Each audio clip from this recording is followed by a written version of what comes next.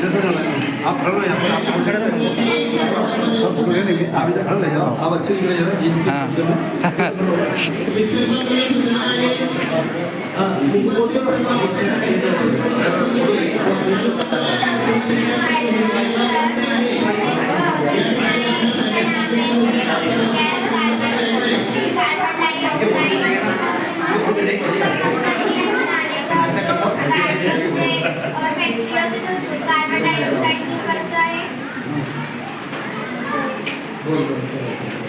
जो carbon dioxide निकलता है सर वो लोगों को नुकसान पहुंचाता है, इसलिए हमने खेती में पाइप छोड़े।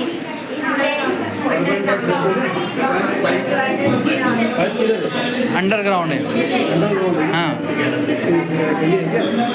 इसी से किसी को नुकसान नहीं होगा और किसान की फसल भी लगातार कार्बन डाइऑक्साइड लेंगे और इंसानों की सेहत अच्छी हो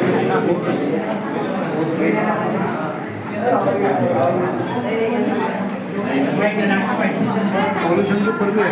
हाँ पॉल्यूशन ये